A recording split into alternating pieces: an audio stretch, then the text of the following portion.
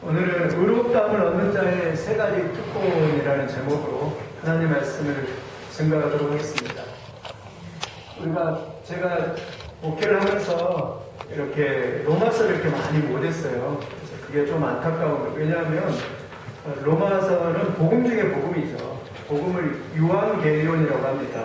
그러니까 기쁜 소식, 복음. 그런데 성경 66권 중에서 가장 중요한 책이 하나 있다면 그것은 아마 로마서일 것입니다.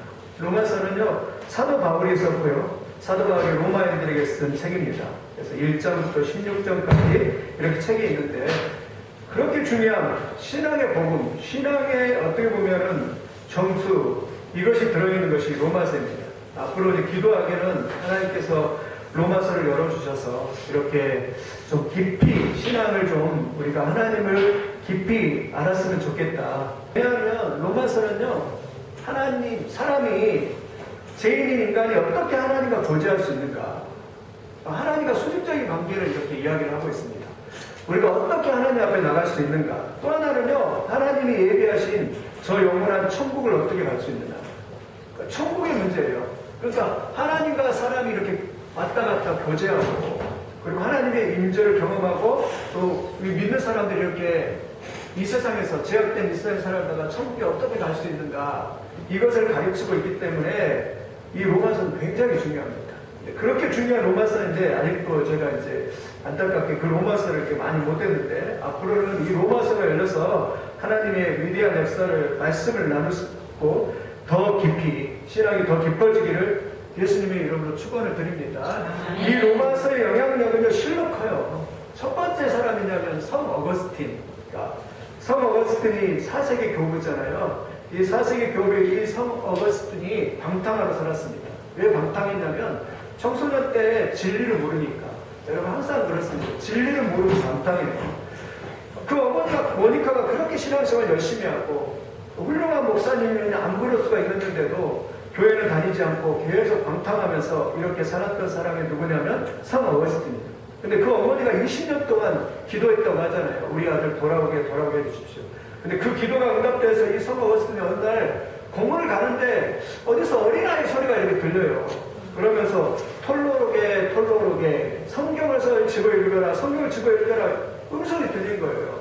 그래가지고 성경을 딱 집어 읽었는데 로마서 13장 12절 말씀, 밤이 깊고 낮이 가까웠으니 그러므로 우리가 어둠의 일을 벗고 빛의 갑옷을 입자. 그러니까 자기가 어둠의 생활을 했잖아요. 그러니까 어둠의 일을 벗고 빛의 갑옷을 입자 하면서 감동이, 그 말씀에 성령이 감동되면서 야, 어둠의 일을 벗어야 되겠다. 그리고 빛의 갑옷을 입어야 되겠다고 그 다음부터 그냥 사제가 되어가지고 하나님 앞에 굴복하고, 그리고 다시 하나님 앞에 돌아와서 신앙생활 잘해서 나중에 4세기에서 가장 위대한, 그래서 지금 우리가 신학 공부하고 있는 것은 어거스틴의 영향이 굉장히 커요. 그리고 칼빈의 영향이 커요. 이렇게 어거스틴이 로마서 13장 12절 말씀에 그냥 거꾸로 됐어요. 그래서 또 한 사람은 그냥 우리가 잘 아는 것처럼 마틴 루터는 좀 마음이 여리다고 했잖아요. 마틴 루터는 어느 날 친구랑 길 가는데 갑자기 벼락이 떨어져가지고 친구가 그냥 죽고, 그래서 거기서 벌벌 떨면서 성 안 나요. 내가 만약에 나를 살려주시면 내가 수도사가 되겠습니다. 그렇게 해가지고 성 어거스틴 수도원에 가가지고 수도를 하는데 매일 이렇게 예배를 드리고 하나님 앞에 찬양하는데 느낌이 없는 거예요. 하나님, 우리가 드려지는 예배가 느낌이 없는 거예요. 그래서 아무리 나가서 그냥 하나님 앞에 좀 내 죄를 용서해 주세요, 내 죄를 용서해 주세요 하는데 죄에 그냥 시원함이 없는 거예요. 늘 마음에 불안, 하나님의 심판에 대한 두려움이 있는 거예요. 그렇게 하고 몇 년을 걸쳤습니다. 그렇게 하면서도 신학을 공부하고 그 다음에 목사가 되었는데도 마음에 그냥 깨름직한 거예요. 구원의 확신이 없는 거예요. 지금 죽으면 지옥 갈 것 같은 거예요. 두려움이 있는 거예요. 너무나 두려움이 있는 거예요. 그렇게 하다가 어느 날 로마서를 딱 읽는데, 로마서 1장 17절을 딱 읽는데, 의인은 믿음으로 말미암아 살리라, 이 말씀을 딱 읽는데 그냥 눈이 뿅 하면서 성령이 갑자기 깨달은 거예요. 왜냐면 그전에는 자기가 노력으로 자기 열심으로 내가 막 하나님 앞에 나가려고 했는데 그게 아니구나. 그 말씀을 읽다가 의인은 믿음으로 말미암아 살리라, 이 말씀을 딱 보는 순간에 의인은 믿음으로 말미암아서 하나님의 의가 내게 와서 그 믿음으로 말미암아 천국을 가는구나, 이것을 딱 깨닫고 나서 그 다음부터는 이 마틴 루터가 종교개혁을 해가지고 그냥 카톨릭에게 도전해서 비텐베르 성당에 10월 31일 날 95개를 관광문을 걸고 종교개혁을 해서 승리를 했던 그런 일이 벌어졌잖아요. 그러니까 말씀을 깨달으니까. 여러분, 우리도 마찬가지로 우리의 노력으로 하나님 앞에 가는 건 아니에요. 물론 노력하지 말라는 게 아니라 노력을 해야지만 하나님의 은혜가 임해야지 우리가 깨닫게 될 줄 믿습니다. 오늘 또 깨닫게 되기를 예수님의 이름으로 축원드립니다. 또 한 사람은, 이 사람은 누구냐면 존 웨슬리라고 하는 18세기의 복음주의를 이끌었던 영국의 존 웨슬리라는 사람이에요. 이 사람도 대단합니다. 어렸을 때부터 목사가 돼서 그렇게 막 공부를 열심히 했습니다. 수석이에요, 수석. 그리고 옥스포드라고 하는 영국의 유명한 대학교를 나왔고, 그런데 이 사람이 말을 타고 다니면서, 이 사람은 어떻게 했냐면 돌아다니면서 말을 타고 다니면서 수천 킬로 말을 타고 다니면서 설교를 하는 사람이었어요. 그런데 이 사람이 회심하기 전에는 설교를 해도 설교가 의리가 없는 거예요. MBC가 의리가 없는 거예요. 설교가 들려지지 않는 거예요. 그래서 사람들이 막 졸고 답답해하는 거예요. 자신도 그냥 설교하고 나는데 늘 그냥 깨름직하고 힘이 없고. 그런데 어느 날 이 사람이 체험을 하게 되는데, 모라비안 진젠돌프 백작을 해가지고 24시간 하나님 앞에 예배드리고 기도하는 그 단체가 있어요. 성교를 위해서 만들었어요. 이 단체는 성교를 위해서 만들었습니다. 이 진젠돌프가 200년 동안 유지되었던 교파 중에 하나인데, 그 모라비안 교도들이 가서 예배하는 곳에 가니까 들어갈 때부터 그것이 너무 뜨거운 거예요. 기도하고 성령 충만하니까. 거기 들어가서 앉아서 가만히 앉아서 있는데 한 집사님이 나와서, 성도가 나와서 로마서 주석을 읽는 거예요. 로마서 딱 주석을 딱 읽어가는데 이 말씀이 나올 때, 그 주석을 듣고 이 말씀이 나올 때, 사람이 의롭게 되는 것이 행위가 아니라 하나님의 은혜로 의롭게 됨을 하나님의 은혜로 되는 것이다. 사람이 그러니까 의롭게 되는 것이, 거룩해지는 것이, 깨끗해지는 것이, 제사함을 받는 것이 행위가 아니라 하나님의 은혜로 된다는 것을 은혜, 하나님의 은혜를 깨닫게 돼요. 아, 내가 하는 것이 아니구나, 하나님께서 하시구나, 이것을 딱 깨닫고 나서 그는 갑자기 마음이 뜨거워지면서 성령의 충만함을 받고 성령을 체험해요. 거기서 뜨거운 성령을 체험해요. 그리고 나서 그때부터 딱 변해버렸어요, 이 사람이. 그래가지고 그 사람이 세계는 나의 교구다 해가지고 전 세계에 감리교를 만들었어요. 감리교가 뭐냐면 경건주의 운동이에요. 메소디스트, 그러니까 경건하게 살자, 이 운동을 만들어가지고 이 전 세계에 영향력을 미쳤던 사람, 이 사람이 누구냐면 이 존 웨슬리예요. 그러니까 로마서라는 책이요, 그뿐만 아니라 뭐 칼빈도 그렇고 이 로마서라는 책이 엄청난 영향을 가지고 있는 거죠. 여러분, 오늘도 하나님의 말씀을 듣고 성령을 통해서 깨닫게 되기를 예수님의 이름으로 축원을 드립니다. 근데 로마서의 주제는 뭐냐면 의롭다 하심, 의롭다 하심. 이 그림을 제가 만드는 건데 잘 보셔야 돼요. 의롭다 하심. 우리가 하나님 앞에서 어떻게 의롭다 하심을 볼 수 있을까? 사람이 어떻게 하나님 앞에 나갈 수 있을까? 이게 관건이 이게. 오늘 하나님 앞에 나가도 마찬가지입니다. 어떻게 하나님 앞에 나가서 하나님의 은혜를 받을 수 있을까? 하나님의 사랑을 받을 수 있을까? 사람이 하나님 앞에 어떻게 도달할 수 있을까? 그 핵심은 옆에 있는 그림이에요. 중보자이신 예수 그리스도예요. 이 시간에 내가 나와서 막 내 노력하고 내 열심으로 한다고 해서 되는 게 아니라, 중보자이신 예수 그리스도를 믿고, 예수 그리스도께서 나의 죄를 위해서 십자가에 돌아가시고, 예수 그리스도께서 나를 위해서 십자가에 돌아가신 그 예수님을 내 마음에 받아들이고, 그리고 그 예수님을 나의 구주와 주님으로 확실하게 믿는 사람이 하나님 앞에 나갈 수 있어요. 그러니까 이 죄인이 나갈 수 있는 유일한 길이 누구냐면 예수 그리스도예요. 여러분, 예수 그리스도를 믿으시기를 예수님의 이름으로 축원을 드립니다. 아멘. 이 그림이 처음 될 때, 중보자이신 예수 그리스도. 우리가 오직 중보에 가는 것도 예수 그리스도. 오직 우리가 우리의 죄를 사함을 받는 것도 예수 그리스도. 그러니까 우리 힘으로 안 되는 거예요. 우리 노력으로. 내가 막 하루에 막 3시간, 4시간, 5시간 이렇게 기도한다고 되는 게 아니라, 우리 마음속에 중보자이신 예수 그리스도를 마음에 딱 받아들이고, 그 예수님 믿습니다 고백하고, 그리고 그 예수님을 붙잡고 영원한 하나님의 앞에 나아갈 때 하나님이 임하여서, 성령으로 임하여서 우리의 죄를 깨끗하게 씻어주신 거예요. 여러분, 믿으시기를 예수님의 이름으로 축원드립니다. 그래서 중보자이신 예수 그리스도. 그래서 이 은은 어떻게 임하냐면, 세 가지를 해요. 첫째는요, 외래적인 의예요. 그게 무슨 말이냐면 외부로부터 임하는 거예요. 의는 내가 만들 수 있는 게 아니라 외부로부터 임하는데, 우리가 예수 그리스도를 믿을 때 예수 그리스도부터 외래적으로 오는 것, 그것이 바로 뭐냐면 외래적인 의입니다. 철저히 이 의는 내 의가 아니라 예수 그리스도 의라는 거예요. 두 번째, 정가된 의예요. 우리가 구약시대에 보면은 짐승에게 딱 안수하잖아요.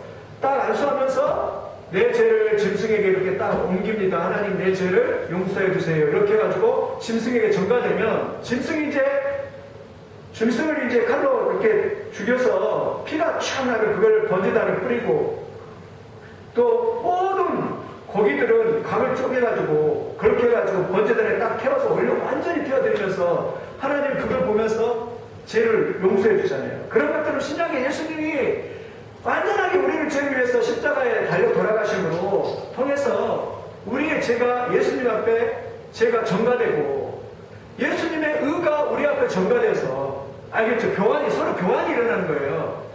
우리의 죄는 예수님 앞에 전가되는 거예요.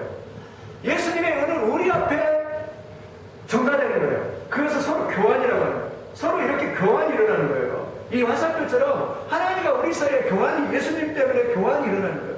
그래서 우리의 죄는 예수님 앞에 전가되고, 예수님의 의는 우리 앞에 의롭게 되어서 우리는 예수님 때문에 의롭게 된다는 거예요. 전가돼서 의롭게 된다. 이게 전가되는 겁니다. 여러분, 그렇게 되기를 믿으시길 바랍니다. 오늘도 예수님을 영접하는 사람, 주 예수를 믿으라, 그리하면 너와 내 집 구원을 받으라 말씀했는데, 그런 사람에게 이런 의가 주어짐을 믿으시기를 예수님의 이름으로 축원드립니다. 아멘. 세 번째는 법정적 의인이요. 그런데 놀라운 것은, 우리가 한번 예수님 믿습니다고 예수 믿어서 우리가 의롭게 됐어요. 그런데 우리가 완전하게 의인이 된 것이 아니에요, 사실. 이게 좀 아이러니하죠. 그래서는 참 좋을 것 같아요, 저도 그냥. 한번 예수님 믿고 교회 잘 다니고 그러면 완전하게 의로운 사람이 하고 성자가 됐으면 참 좋을 것 같아요. 그런데 그렇지 않아요. 예수님을 믿어도 여전히 그 모습 그대로예요. 여전히 죄인입니다. 이 말은 무슨 법정적 의라는 거는 뭐냐면, 하나님께서 우리는 그대로인데 우리는 여전히 세상 사람과 똑같은 죄인인데, 예수 그리스도 때문에 여러분들을 어떻게 하냐면 빵빵빵 죄인을 심판하실 때 죄를 그냥 의인으로 봐주는 거예요. 여전히 우리는 그대로예요. 물론 성령이 임하여서 점점 더 성화되어 가긴 하지만 여전히 우리는 죄인인데, 하나님 우리를 보실 때 죄인으로 보는 게 아니라 이제는 의인으로 보는 거예요. 의인으로. 그래서 재판관이 판사가 그러잖아요. 꽝꽝꽝 죄를 졌어도 너는 죄가 없다 그러면은 의인이라고 인정하는 것처럼, 하나님 우리를 보일 때도 의롭게 봐주는 거예요. 예쁘게 봐주는 거예요. 예쁘게 은혜롭게 봐주는 거예요. 은혜. 알겠죠? 법정적인 사람이에요. 우리가 변한다고 변한 게 아니라, 우리는 여전히 죄인인데 죄인인 우리를 예수 그리스도의 믿음을 통해서 의인으로 이렇게 봐주는 것이 뭐냐면 법정적인 의인 줄 믿습니다. 이해가 되죠? 그러니까 우리 성도들은요, 저도 목사를 볼 때 저 목사 훌륭하고 다 변했지 이렇게 보면 안 돼요. 다 부족함이 있고 연약함이 있다고 봐야 돼요. 그대로예요. 그러나 점점 더 예수 믿으면 이제 성화됐기 때문에 여기까지 왔지만, 그러나 여전히 죄인인데 법정적으로 딱 선을 내준 거예요. 그럼 만약에 하나님의 딱 심판대 앞에 갔을 때 우리는, 너는 죄인이지만 내가 예수 그리스도를 믿는 것 때문에 너는 의인이다라고 선을 들면서 하늘나라로 이렇게 딱 받아들이는 거예요. 그걸 법정적인 의라고 이렇게 말씀하는 것입니다. 여러분, 그것을 믿으시기를 예수님의 이름으로 축원을 드립니다.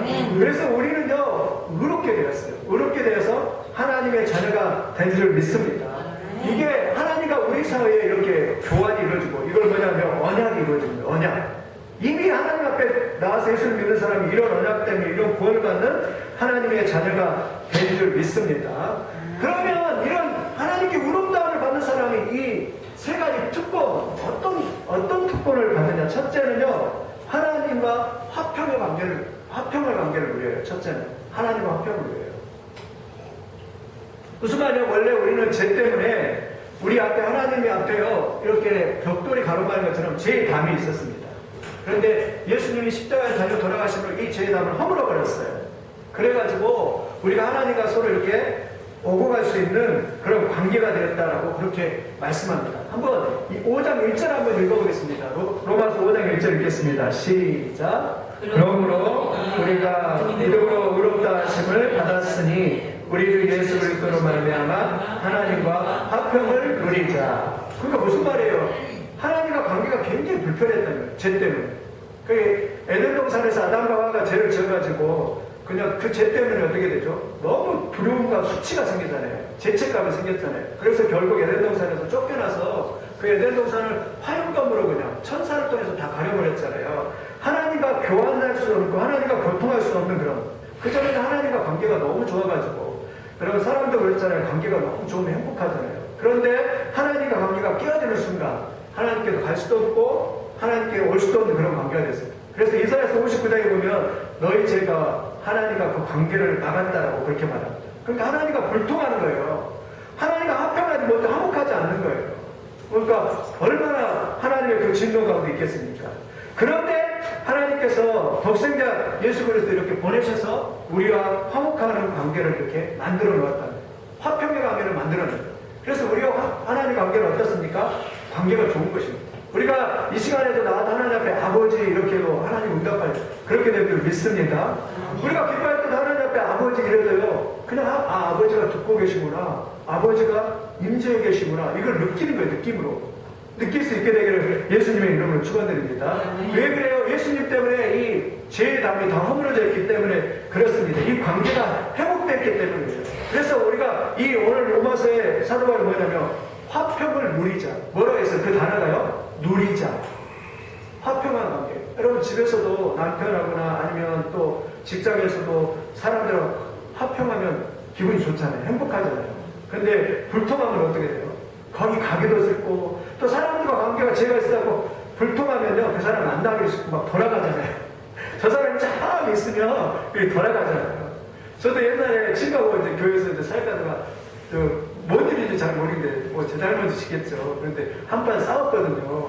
근데 10년이 지났는데도 얼마 전에 이제 동기 모임이 있어서 그 친구를 만났어요. 그런데 같이 엘리베이터를 탔는데요, 뭔가 서로 깨림직한 거예요. 막 쿵닥쿵닥쿵닥 하기도 하고. 서로 관계가 안 좋으니까, 친구 사이에도 관계가 안 좋으니까 뭔가 친밀감도 없고, 이 친구도 나를 쳐다보지도 않고 나도 그 친구를 쳐다보지 않고 서로 이렇게 불통하니까 하나님과 관계도 마찬가지입니다. 하나님과 관계가 이렇게 참 좋으면 그냥 아버지 해도 하나님이 듣고 계시구나, 하나님이 나를 사랑하고 있구나, 나를 축복하고 있구나, 이걸 느끼는 거예요. 그런데 뭐예요? 그런데 그렇지 않으면 어떻게 돼요? 그걸 못 느끼는 거예요. 그게 화평이에요. 여러분 오늘도 하나님과 화평을 누리기를 바랍니다. 수직적 관계에서 하나님 화평을 누리는 게 최고의 축복이에요. 성도들의 축복. 하나님이 나를 이렇게 사랑하고 지금도 나를 사랑하시고 나를 이렇게 바라보고 계시구나, 이렇게 하면서 하나님과 그 관계로 화목을 누려야 돼요. 가정도 마찬가지죠. 가정에서도 오른쪽에 있는 그림처럼 이렇게 서로 사랑합니다, 화목하면서 친밀감 있는 가정은 걸요 행복하죠. 그런데 요사이 가정이 다 깨지고 이 오른쪽에 있는 관계처럼 맨날 그냥 일을 득득하고 그냥 주걱들고 서로 싸우고 이 그림 보고 얘가 그냥 물고 있고 막 이렇게 불통하면은 화목하지 않으면 어때요? 가정이 불행하죠. 그런 것처럼 마찬가지 영적으로도 하나님과요 화목하면은요 좋은 관계가 있어요. 그래서 가장 중요한 것은 하나님과 수직적으로 화목하는 관계예요. 그리고 세상에 아무리 돈이 많고 세상에 아무리 출세했어도 하나님과 원수지간이 지내면 그 사람 불행합니다. 세상에 나중에 남을 것은 아무것도 없어요. 저도 어제도 이렇게 가는데 딱 지나가는데 진풍경이더라고요. 그 양국에서 그 마스크를 사귀어서 저기 줄을 쫙 서는 모습 보면서 야, 사람은 참 대단하다. 그 코로나 바이러스 그거 물론 대단한 거지만 그거 피하기 위해서 줄을 딱 서는 모습을 보면서 야, 저 사람들이 하나님과 그 관계 속에서 영적으로 그 문제를 해결하기 위해서 코로나 바이러스가 더 무서운 저 지옥의 문제, 천국의 문제를 해결하기 위해서 줄을 서면 얼마나 좋을까, 이런 생각을 했는데 사람들은 코로나를 보지만 그보다 더 중요한 영적인 것을 못 보니까 그냥 답답해하기도 이렇게 했는데, 여러분 하나님과 이렇게 관계가 제일 좋은 것이 최고의 축복인 줄 믿습니다. 그래서 하나님과 불통하면, 그래서 마태복음에 보면 너희가 예배를 드리기 전에 누가 뭐 싸운 일이 있거든, 화목하지 않거든, 가가지고 인사를 하고 화해하고 와서 예배를 드리라고. 왜? 그래야지만 하나님과 화목할 수 있으니까. 죄와 가리고 있으니까 가서 화해하고 와서 너희가 하나님 앞에 예배를 화목 가운데 하나님 앞에 드려라라고 그렇게 말합니다. 오늘도 하나님과 화목하는 은혜를 누리시기를 예수님의 이름으로 축원드립니다. 오늘도 화목 하나님. 그래서 하나님 하면은 정말 하나님 화목하는 거죠. 근데 예전에 이렇게 하늘에 막혔는데 얼마나 답답하는지. 예전에 그냥 은혜 못 받을 때는 그냥 기도를 했는데 기도가 그냥 천장에 다 걸려고 다 떨어진 것 같아요. 올라가지가 않아요. 왜냐하면 화목 관계가 안 됐어요. 그리고 나서 예수님을 고백하고 예수님을 다시 믿고 주님을 영접하고 나서 다 고백을 했는데 그 다음부터 하나님이 그렇게 응답이 되고 연락되는 걸 느낄 수 있었는데 우리도 이 예수 그리스도로 말미암는 이 하나님과 화목으로 예수 그리스도를 믿음으로 말미암는 화목을 누리는 여러분들이 되기를 예수님의 이름으로 축원드립니다. 아멘. 그래서 이 담의 중간에 막힌 담을 화목을 해야 돼요. 근데 그 방법은 한 가지 방법밖에 없어요. 예수님과 화해하는 것이에요. 예수님의 십자가를 통해서 하나님 앞에 나아가는 그런 방법밖에 없는 줄 믿습니다. 아멘. 두 번째는요. 첫째는 뭐라겠어요? 하나님과 화목을 누리고 의롭다 하신 얻는 자가. 두 번째는 은혜에 들어감을 얻었다 그랬어요. 로마서 5장 2절 한번 같이 읽겠습니다. 시작. 또한 그로 말미암아 우리가 믿음으로 서 있는 은혜에 들어감을 얻었으며 이렇게 말해요. 어디에 들어갔다고요? 은혜에 들어감을 은혜라는 게 신앙생활 하면서 은혜라는 것이 굉장히 중요해요. 헬라어로 카리스마라고 하고요. 은혜라는 건 뭐냐면 받을 만한 자격이 없는 자에게 거둬주시는 하나님의 은총을 말합니다. 나한테 받을 자격이 없어요. 그런데 하나님께서 받을 자격이 없는 나에게 주시는 겁니다. 예를 들면 구약의 그걸 휘장으로 설명을 하면 성소와 지성소 사이에 휘장이 딱 놓여있어요. 여기는 아무나 못 들어갑니다. 대제사장이 1년에 어떤 거는 4차례 들어간다고 한 차례 들어간다는데 대제사장만이 그리 들어갈 수가 있어요. 그런데 예수님이 마태복음에 예수님이 십자가에 돌아가실 때 이 성소의 휘장이 그냥 위로부터 아래로 쫙 찢어졌습니다. 왜냐하면 하나님께서 이제는 모든 하나님 앞에 나올 수 있는 모든 그런 장애물을 그냥 다 한순간에 그냥 휘장을 다 찢어버린 거예요. 그리고 모든 사람이 다 나와라. 그리고 누구든지 다 나오라고 예수님 앞에 초청하는 것이 뭐냐면 이 휘장 사건이에요. 그래서 하나님의 임재를 상징하는 그 지성소에 들어갈 수 있는 특권을 다 가질 수 있도록 이렇게 만들었어요. 그런데 그게 뭐예요? 그게 뭐냐면 은혜에 들어감이에요. 은혜에 들어감. 이 은혜에 들어가면요, 헬라어로 뭐냐면 프로스코게라고 하는 프로스아 고게라고 하는데요. 하나님의 보호자 앞에까지 안내자가 나타나서 우리의 손을 잡고서 친절하게 인도하는 것, 그걸 의미한대요. 그 들어감이라는 단어가. 그러니까 이 은혜에 들어간다는 것은 하나님이 우리의 손을 잡고 천사를 보는 손을 잡고 하나님의 은혜를 받을 수 있는 안으로 들어가는 것을 의미합니다. 이게 너무 좀 복잡하네요. 다시 좀 설명을 다시 이렇게 해볼게요. 이 동그라미가 있어요. 동그라미 안에는 은혜라는 동그라미예요. 은혜라는 동그라미. 그런데 이 안에 들어가는 성도는 누구나 하나님의 은혜를 받게 되어 있어요. 그런데 이 동그라미 밖에는요, 성도가 아닌 사람은 은혜 받게 있는 사람이에요. 그래서 에베소서 보면 바울이 그렇게 말해요. 전에는 너희가 은혜 밖에 있었고 구원 밖에 있는 사람이다. 이스라엘 나라 밖에 있는 사람이다. 그러나 이제는 너희가 하나님의 은혜 안에 들어왔고 하나님의 은혜를 받을 수 있는 자격 안에 들어왔다라고 그렇게 말씀하고 있는 것입니다. 아멘. 그러니까 우리는 하나님의 은혜 안에 들어있는 존재라는 거예요. 다르게 말하면 은혜를 받을 수밖에 없는 존재라는 거예요. 여러분, 이번에도 코로나 줄 섰는데 마스크가 너무 없어가지고, 너무는 아니고 아무도 없어가지고 번호표를 딱 주잖아요. 번호표를 만약에 100번까지 딱 주면 오늘 100번까지만 가능해요. 그 이후에는 은혜를 못 받아요. 마스크를 못 써요. 그런 것처럼 하나님의 은혜 안에 들어오는 사람만 하나님의 은혜를 받게 되어 있습니다. 하나님의 은혜 안에 들어있는 사람만 천국에 가게 되어 있어요. 그런데 우리가 예수 그리스도로 말미암아 의롭다함을 받고 이 은혜 안에 들어온 자가 된 줄 믿습니다. 아멘. 은혜 안에 들어왔어요. 은혜 안에. 이 그림. 그래서 우리를 하나님 보실 때 어떻게 보냐면 은혜롭게 보는 거예요. 여전히 우리는 죄인이고 우리는 연약하지만 은혜롭게 봐요. 그래서 스폴주 목사님이 이런 말을 했어요. 어떻게 말을 했냐면 예수님이 새로 갖고 올라오실 때, 이 그림이잖아요. 예수님이 새로 갖고 올라오실 때 하늘에서 성령이 임하시면서 소리가 나기를 이는 내 사랑하는 아들이요 내 기뻐하는 자라. 뭐라고 했다고요? 이는 내 사랑하는 아들이요 내 기뻐하는 자라. 그런데 스폴즈 목사님 그렇게 말하는 거예요. 하나님이 우리를 보실 때 그렇게 보신대요. 우리를 보실 때, 여러분을 보실 때 이는 내 사랑하는 아들이요 너는 내 사랑하는 딸이요 내 기뻐하는 자라. 그 말이 맞죠. 왜? 은혜 안에 들어있으니까. 하나님이 우리를 볼 때 은혜롭게 보는 거예요. 이렇게 은혜롭게. 어떤 분은 그러더라고요. 은혜가 충만하면요 모든 사람들 볼 때도 그 사람이 좀 실수하고 잘못해도 참 예쁘게 보여요. 사랑스럽게 보여요. 근데요 어떤 사람은 너무 율법적으로만 봐요. 그냥 막 믿고 미워하고 막 그래요. 그래, 그게 은혜 받은 성도는요 은혜가 충만하면 은혜롭게 보이는 거예요. 모든 게. 하나님이 우리를 볼 때 어떻게 볼까요? 하나님의 관점에서 우리를 볼 때 여전히 우리가 죄인이고 그래도 은혜롭게 봐주는 거예요. 이는 내 사랑하는 자요 내 기뻐하는 자로다. 이렇게 봐주는 거예요. 이렇게 하나님이 여러분을 보실 때 은혜롭게 보면 믿으시기 바랍니다. 아멘. 우리도 그래요. 사람들 은혜롭게 봐줘야 돼요. 누가 막 실수했다고 해서 막 죽일 놈, 뭐 때려잡을 놈 이러면 안 되고 사랑으로 봐주고 은혜롭게 봐주고 그리고 은혜롭게 왜 우리 안에 은혜가 있잖아요. 하나님의 은혜가 있잖아요.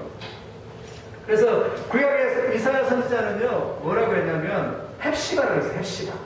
헵시바라는 뜻은 뭐냐면 내 기쁨이 너희 안에 있다. 그냥 똑같아요. 너는 내 기쁨이다. 그런 뜻이에요. 하나님이 우리를 뭐냐면 율라와 헵시바라고 했는데 헵시바라는 뜻이 뭐냐면 너는 내 기뻐하는 자다. 이렇게 하나님께서 우리 안에 이렇게 봐주는 것을 믿습니다. 오늘 또 하나님 우리를 보실 때 이는 내 사랑하는 아들이요 내 기뻐하는 자 이러면서 우리를 도와주실 줄 믿습니다. 왜 그래요? 우리가 은혜 안에 은혜의 이 바운더리 안에 딱 들어와 있기 때문에 그렇게 봐주는 것입니다. 우리를 그렇게 봐주는 것이에요. 은혜 안에 들어와 있는 우리를 믿으시기를 예수님의 이름으로 축원드립니다. 그래서 신앙생활 때 제일 중요하다는 거예요. 은혜예요. 은혜는요 내가 자격이 없는데도 내 공로가 없는데도 하나님께서 거저주시는 거예요. 그러니까 신앙생활 때 어떻게 보면 쉬운 것 같으면서 어려워요. 왜냐하면 은혜를 받아야 되거든요. 이건 내 열심과 내 노력으로 되는 게 아니거든요. 은혜라는 것은 하나님이 주어지는 거거든요. 오늘 또 은혜를 받으시기를 예수님의 이름으로 축원드립니다. 은혜를 받아야 돼요. 또 은혜라는 건 뭐냐면 여러분 이게 참 중요합니다. 하나님 보호자 앞에 들어갈 수 있는 접근권을 가졌다. 접근권. 이해가 되세요? 접근권. 여기.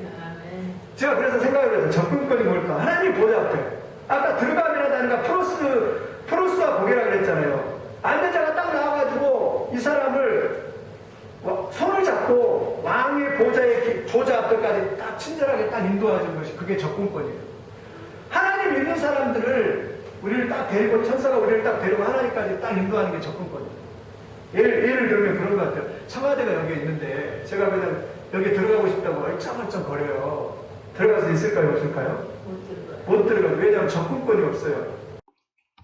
청와대에는 그 아들이 들어간다고 하면 어떻게 했습니까? 그 아들은 언제든지 아버지에게, 문 대통령에게 접근할 수 있는 접근권을 가졌기 때문입니다. 우리도 하나님의 자녀이기 때문에 우리는 누구나 하나님께 나갈 수 있는 접근권을 가지고 있습니다. 셋째는 하나님의 영광을 바라고 기뻐합니다. 의롭다함을 얻는 사람의 특권은 세 번째는 하나님의 영광이죠. 이 세상은 늘 불안합니다. 21세기는 불확실의 시대입니다. 그럼에도 불구하고 우리 믿음의 사람들의 소망은 이 세상이 아니라 저 영원한 천국입니다. 천국을 바라보며 늘 소망하고 하나님의 영광을 바라봅니다. 말씀을 마칩니다. 우리도 결론을 내려면 이 세 가지 하나님과의 화평, 은혜에 들어감, 그 영광을 바로 기뻐하는 한 주간이 되시고 승리하시길 예수님의 이름으로 축원드립니다. 우리 모두가 다 이 은혜가 누리는 그러한 하나님의 자녀가 되시기를 바랍니다. 아멘.